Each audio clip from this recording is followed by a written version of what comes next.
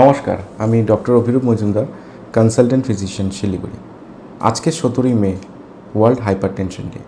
2005 সালে world hypertension League প্রথম world hypertension day পালন করে। এই দিনটির পালন করার প্রধান উদ্দেশ্য হলো সাধারণ মানুষকে হাইপারটেনশন বা হাই ব্লাড প্রেশার সম্বন্ধে সচেতন করা। তো আজকে আমরা হাইপারটেনশন সম্বন্ধে কিছু জিনিস খুব তাড়াতাড়ি জেনে নেব। সবার আগে হাইপারটেনশন মানে বা অর্থ হলো উচ্চ রক্তচাপ। ব্লাড প্রেশার যখন বেড়ে যায় তখন সেই কন্ডিশনটাকে আমরা হাইপারটেনশন বলি। এবার আমরা জেনে নেব নর্মাল ব্লাড প্রেশার কত। নর্মাল ব্লাড প্রেশার বা নর্মাল বিপি সেটি হলো systolic blood pressure less than 120 এবং diastolic blood pressure less than 80।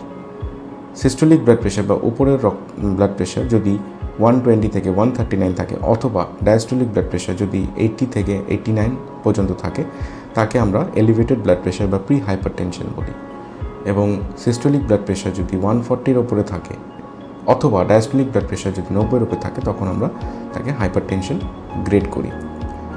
এবং হাইপারটেনশনের কিছু সিমটমস আমরা বলবো। সবার আগে বলবো হাইপারটেনশনের সিমটমস খুবই কম, এটি কিন্তু প্রধানত এসিমটোম্যাটিক, সেই জন্য হাইপারটেনশন একটি সাইলেন্ট কিলার। কিছু কিছু লোকের ক্ষেত্রে মাথা ব্যথা, বিশেষ করে ঘাড়ের এবং মাথার পেছন দিকে ব্যথা, হাত পা ঝিনঝিন করা, মাথা ঘোরানো, এই জিনিসগুলো কিন্তু হতে পারে। হাইপারটেনশন আমরা কি করে ডায়াগনোসিস করব? অবশ্যই আমরা ব্লাড প্রেশার মেজার করে কিন্তু হাইপারটেনশন ডায়াগনোস করি। বিপি বা ব্লাড প্রেশার মেজার করার অনেক রকম মেশিন রয়েছে, ডিজিটাল ব্লাড প্রেশার মেশিন রয়েছে এবং অ্যানারয়েড ব্লাড প্রেশার মেশিন রয়েছে। হাইপারটেনশন বা ব্লাড প্রেশারের কী কী কমপ্লিকেশনস আমরা কিছু জেনে নেব। হাইপারটেনশনের কমপ্লিকেশনসের মধ্যে কিন্তু সবার আগে যেটা বলবো সেটি হলো ব্রেন স্ট্রোক বা সেরিব্রোভ্যাসকুলার অ্যাক্সিডেন্ট, আমরা সিভিএ বলি। কার্ডিওভ্যাসকুলার ডিজিজ যেরকম করোনারি বা ischaemic heart disease, kidney failure বা সিকেডি, চোখের রেটিনা ড্যামেজ, হাইপারটেনসিভ রেটিনোপ্যাথি এবং কিছু কিছু ক্ষেত্রে ধমনী বা আর্টারির মধ্যে আর্টেরোস্ক্লেরোসিস বা অ্যাথেরোস্ক্লেরোসিস হওয়ারও সম্ভাবনা কিন্তু বেড়ে যায়। হাইপারটেনশন নিরাময় বা ম্যানেজমেন্টের ক্ষেত্রে সবার আগে আমরা বলি যে যেসব পেশেন্টদের তাদের কিন্তু লাইফস্টাইলকে মডিফিকেশন বা ডায়েটে আমরা মডিফিকেশন করার প্রথম পরামর্শ দিয়ে থাকি। সেকেন্ডলি হাইপারটেনশন ম্যানেজমেন্টের ক্ষেত্রে কিছু কিছু আমরা মেডিসিনস আছে সেগুলো কিন্তু পেশেন্টদের দিয়ে থাকি।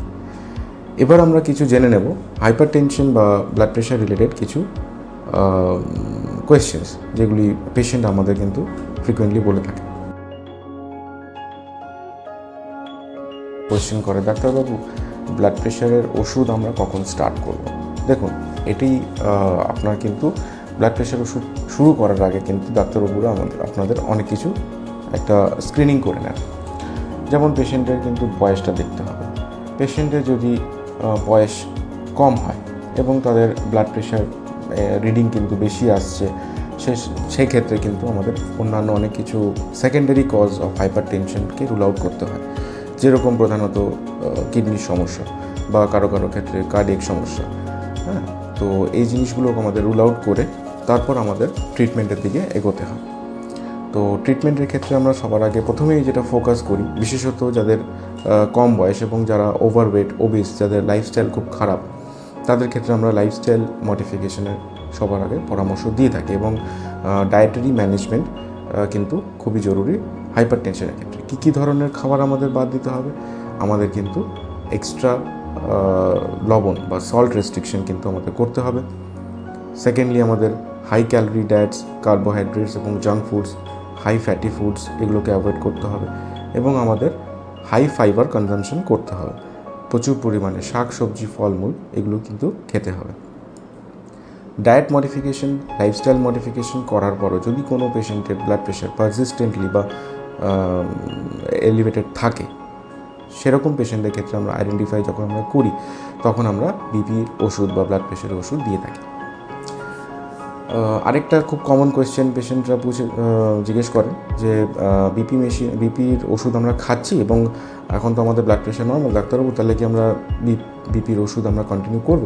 এটা কিন্তু এটা খুব কমন কোয়েশ্চেন এবং এটা একটা মিথ রয়েছে যে অনেকের ক্ষেত্রে আমরা বিপি মেডিসিন স্টার্ট করি এবং পেশেন্টরা নিজেরা কোনো একটি ফার্মেসিতে গিয়ে বা নিজেরাই বাড়িতে প্রেশার চেক করে দেখেন যে প্রেশারটা নর্মাল এবং ওষুধ বন্ধ করে দেন। এটা কিন্তু করা একদমই ঠিক নয়, কেন ব্লাড প্রেশারের মেডিসিন যখন বন্ধ করা হয় তার মোটামুটি 1-2 সপ্তাহ পর থেকে কিন্তু প্রেশার কিন্তু আবার বাড়া শুরু করে এবং অনেকের ক্ষেত্রে যেটা আমি প্রথমেই বলেছি যে হাইপার টেনশন একটি সাইলেন্ট কিলার এবং এটি এসিমটোম্যাটিক, সেক্ষেত্রে কিন্তু পেশেন্ট বুঝতেও পারবে না অনেক ক্ষেত্রে যেটা তাদের বিপি কিন্তু শুট আপ করেছে এবং এরকম ক্ষেত্রে অনেকের ক্ষেত্রে কিন্তু কমপ্লিকেশনস হয়ে যায়, যেমন কি স্ট্রোক হতে পারে, নাক দিয়ে ব্লিডিং, এপিস্ট্যাক্সিস হতে পারে, কার্ডিয়াক সমস্যা হতে পারে।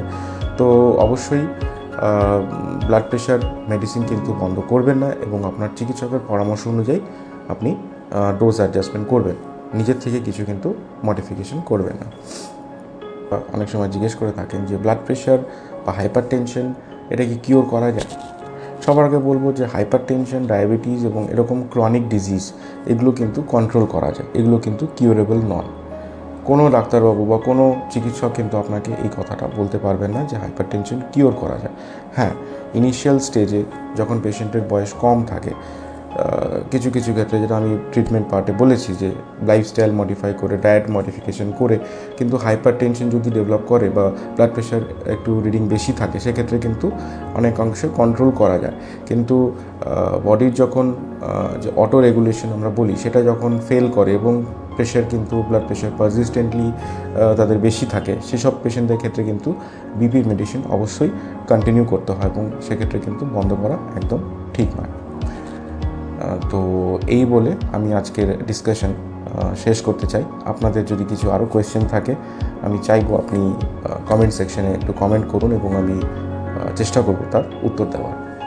নমস্কার।